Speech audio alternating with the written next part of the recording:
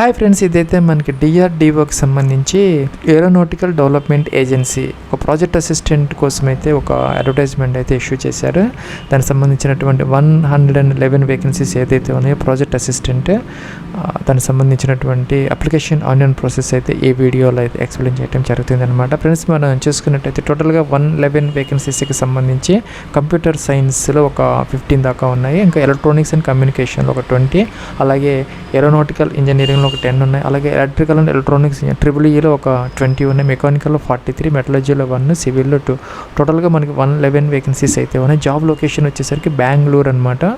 Friends, ఇంకా మనకి other eligibility క్రైటీరియాకి సంబంధించి ఏజ్ లిమిట్ అనమాట 28 ఇయర్స్ ఎవరికంటే జనరల్, ఓబీసీ, ఈడబ్ల్యూఎస్. అలాగే ఎస్సీ ఎస్టీ వాళ్ళకి 5 ఇయర్స్ కాబట్టి 33 ఇయర్స్ వరకు వాళ్ళకి అవకాశం అయితే ఉంటుంది. అలాగే ఓబీసీ ఎన్సీఎల్ తీసుకుంటే 3 ఇయర్స్ కాబట్టి 31 ఇయర్స్ అనమాట, వాళ్ళకు కూడా అవకాశం అయితే ఉంటుంది. ఇవన్నీ కూడా మన టెన్యూర్ బేసిస్ అనమాట. అంటే ఫస్ట్ 2 ఇయర్స్కి తీసుకుంటారు కాంట్రాక్ట్ బేసిస్ మీద, తర్వాత ఫర్దర్ 2 ఇయర్స్ అనేది ఎక్స్టెండ్ చేయడం జరుగుతుంది. అంటే టోటల్గా మనకి 4 ఇయర్స్ వరకు కూడాను ఈ జాబ్ ఉండే అవకాశాలు అయితే ఉంటాయి అన్నమాట. సో మనకి ఎవరైతే ఫ్రెషర్స్ అప్లై చేస్తే BE బీటెక్ వాళ్ళకైతే 31,000 రూపీస్ ప్లస్ హెచ్ఆర్ఈ అంటే హౌస్ రెంట్ అలవెన్స్ అనేది మనకి అప్లికబుల్ అయితే అవుతుంది అనమాట. ఇంకా కూడాను అదర్ క్రైటీరియా ఏంటంటే ఎవరైతే మనకి గేట్ స్కోర్ మీద అప్లై చేస్తారో, లేకపోతే ఫస్ట్ క్రైటీరియా అంటే మనకి ఎంటెక్ ఫ్రమ్ ఐఐటి నుంచి లేదంటే NIT నుంచి వచ్చిన వాళ్ళు కానీ, లేకపోతే వాళ్ళు ఎవరైనా ఉంటే కానీ వాళ్ళకైతే 37,000 రూపీస్తో పాటు హెచ్ఆర్ఈ అనేది ఇవ్వటం అయితే జరుగుతుంది అనమాట.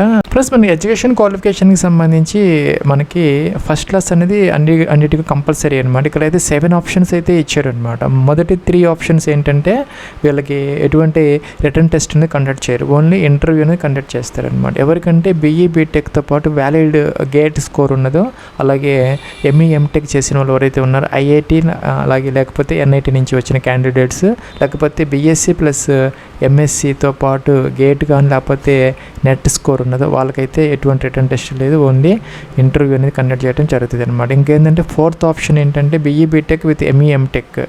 అలాగే 5th ఆప్షన్ ఏంటంటే BE బీటెక్ విత్ 2 ఇయర్స్ ఆ యొక్క బ్రాంచ్లో కనుక ఎక్స్పీరియన్స్ ఉంటే, లేకపోతే కనుక BSc ప్లస్ MScతో పాటు 2 ఇయర్స్ రెలవెంట్ ఎక్స్పీరియన్స్ ఉన్నా, లేదంటే కనుక BE బీటెక్ చేసినటువంటి ఎటువంటి ఎక్స్పీరియన్స్ లేకుండా ఫ్రెషర్స్ అయి ఉన్నా కూడాను ఈ యొక్క 7 కేటగిరీస్లో ఎవరైనా కూడా ఎలిజిబుల్ అయితే అవుతారు. అయితే ఈ 4 అయితే కనుక మనకి రిటర్న్ టెస్ట్తో పాటు ఇంటర్వ్యూ అనేది కండక్ట్ చేస్తారు. ఈ 3 కేటగిరీస్కి మాత్రం ఓన్లీ ఇంటర్వ్యూ అనేది కండక్ట్ చేయడం జరుగుతుంది అనమాట. మొదటైతే షార్ట్ లిస్ట్ చేస్తారు, చేసిన వాళ్ళని ఆ యొక్క రిటర్న్ టెస్ట్కి అయితే కాల్ చేయడం జరుగుతుంది.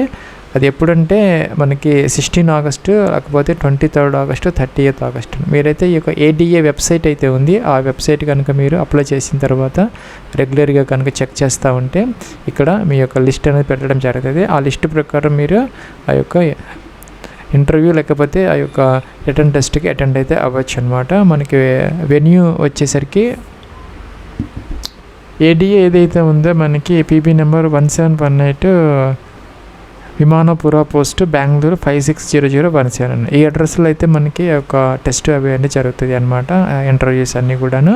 దీనికి అప్లై చేసుకునే దానికి మనకి లాస్ట్ డేట్ వచ్చేసరికి 30th ఆగస్ట్ 2026 5 PM వరకు అయితే మనకి అవకాశం అయితే ఉంటుంది.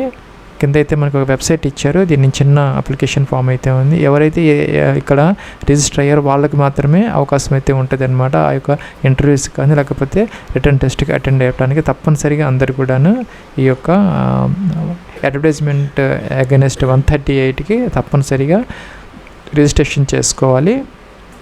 ఏంటంటే మనకి ఆ యొక్క రిటర్న్ టెస్ట్కి సిలబస్ ఏదైతే ఉందో same as the for gate. అలాగే నెగిటివ్ మార్కింగ్ అనేది తప్పనిసరిగా ఉంటాయి అన్నమాట రాంగ్ ఆన్సర్స్కి. అలాగే మీరు సైంటిఫిక్ క్యాలిక్యులేటర్ అనేది క్యారీ అయితే చేసుకోవచ్చు.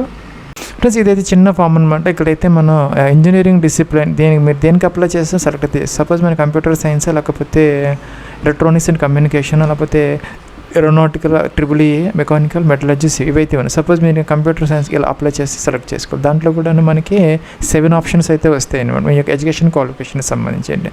మీరు కనుక ఓన్లీ BE బీటెక్ అప్లై చేస్తామని లాస్ట్ ఆప్షన్ తీసుకోవాలి. అలాగే మీకు కనుక గేట్ కనుక స్కోర్ ఉంటే ఈ వీటిలో ఇందాక చెప్పినట్టు ఏదైతే మీకు అప్లికబుల్ అది సెలెక్ట్ అయితే చేసుకోవాలన్నమాట. అలాగే చూసుకుంటే ఇక్కడ 10th మెంబర్స్ ప్రకారం మీ యొక్క ఫుల్ నేమ్ అయితే ఎంటర్ అయితే చేసుకోవాలి, బ్లాక్ లెటర్స్లో ఎంటర్ అయితే చేసుకోవాలి. అలాగే మీ యొక్క father's name, date of birth, అలాగే మీకు ఆధార్ కార్డ్ నెంబర్ అనమాట. అలా ఈమెయిల్ ఐడి ఎంటర్ చేయాలి. మీ యొక్క 10 డిజిట్ మొబైల్ నెంబర్తో పాటు ఇక్కడ క్యాప్చా అనేది ఎంటర్ అయితే చేసుకున్న తర్వాత ఏంటంటే ఇక్కడ మనకి రిజిస్టర్ అనే బటన్ ఉంది, రిజిస్టర్ అయితే చేసుకోవాలి. ప్లస్ నెక్స్ట్ ఏంటంటే ఇక్కడ మనకి చెక్ రిజిస్ట్రేషన్ అని ఉంటుంది. దీని మీద ఎంటర్ చేస్తే మనకి Aadhaar card number, email ID అడుగుతుంది. ఎంటర్ చేసిన తర్వాత మనం దాన్ని చెక్ అయితే చేసుకోవచ్చు. ప్లస్ మీకు ఒక రిజిస్ట్రేషన్ నెంబర్ అనేది అలర్ట్ అవుతుంది అన్నమాట, మీరైతే నోట్ చేసుకొని పెట్టుకోవచ్చు.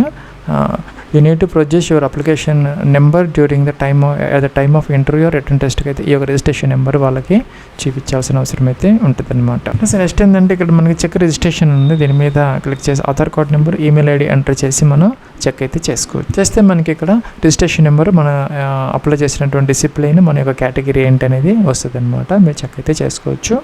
ప్లస్ నెక్స్ట్ ఏంటంటే ఇక్కడ అప్లికేషన్ ఫామ్లో నోటిఫికేషన్ అప్లికేషన్ ఫామ్ అయితే ఇచ్చారు లాస్ట్లో. దీన్ని అయితే మనం ప్రింట్ తీసుకొని మంచి A4 పేపర్ మీద ఫోటో అతికించుకోవాలి.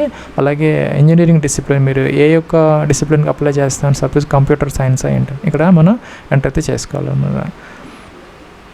ప్లస్ మనకి ఏంటంటే ఇక్కడ ఇంజనీరింగ్ డిసిప్లిన్ అనేది ఇదనమాట, బి కాలమ్. అలాగే మన క్రైటీరియా వచ్చేసరికి ఈ యొక్క క్వాలిఫికేషన్ ఏదైతే ఉందో మీ ఆ యొక్క 7 కేటగిరీస్లో మీ యొక్క కేటగిరీ ఏంటనేది అది కూడా మనం ఇక్కడ ఎంటర్ అయితే చేసుకోవాలి. ఇక్కడ మన చేత్తో అయితే రాసుకోవాలన్నమాట. మీ యొక్క 10th క్లాస్ మెమోస్ ప్రకారం మీ యొక్క ఫుల్ నేమ్ రాయాలి, మీ యొక్క ఫాదర్స్ నేమ్, జెండర్ మీరు మేలా ఫీమేలా, కేటగిరీ జనరల్, ఎస్సీ ఓబీసీ ఏంటి, date of birth nationality Indian. అలాగే ఇక్కడ అడ్రస్ రాసుకోవాలన్నమాట, కంప్లీట్ అడ్రస్. అలాగే mobile number, email ID, Aadhaar card number. అలాగే ఎడ్యుకేషన్ క్వాలిఫికేషన్ సంబంధించి కూడా మనం ఇక్కడ కంప్లీట్ డీటెయిల్స్ అంటే 10th క్లాస్, ఇంటర్మీడియట్, డిగ్రీ అన్నీ కూడా రాసుకోవాలన్నమాట. కంప్లీట్గా సబ్జెక్ట్స్ బ్రీఫ్గా రాసుకోవచ్చు. అలాగే బోర్డు లేదంటే university, month and year of passing, division first class, second class అనేది. దీనికి సంబంధించి ఏంటంటే మనకి కంపల్సరీ ఫస్ట్ క్లాస్లో పాస్ అయ్యి ఉండాలన్నమాట, బీఈ బీటెక్ కానీ ఎంఈ ఎంటెక్ కానీ కూడా. అలాగే పర్సంటేజ్ ఆఫ్ మార్క్స్ ఇక్కడ మొదటి 10th క్లాస్, ఇంటర్మీడియట్, డిప్లొమా ఉంటే diploma, BE BTech, ME MTech అన్నీ కూడా మనం ఎంటర్ అయితే చేసుకోవాలన్నమాట. ఇంకేదైనా మీకు ఎక్స్పీరియన్స్ ఉన్న వాళ్ళైతే ఈ యొక్క ఎక్స్పీరియన్స్ కావాలని రాసుకోవచ్చు. అలాగే గేట్కి సంబంధించి కూడా మనకి ఇయర్ అంటే గేట్ స్కోర్ ఎంత, marks, rank, registration number, validity రాసుకోవాలి. సైన్ చేసుకోవాలన్నమాట, మీ నేమ్ రాసుకోవాలి, డేట్ అండ్ ప్లేస్. సో ఇదైతే మనం ఇంటర్వ్యూకి లేకపోతే రిటర్న్ టెస్ట్కి అయితే క్యారీ అయితే చేసుకోవాలన్నమాట. ఫ్రెండ్స్ మీరు వెబ్సైట్ చూస్తామంటే ఆ యొక్క డేట్స్ అనేది మీకు అప్డేట్స్ అయితే ఉంటాయి. దాని ప్రకారం మీరు రిటర్న్ టెస్ట్కి అలాగే ఇంటర్వ్యూకి అయితే అటెండ్ అయితే అవ్వచ్చు అనమాట.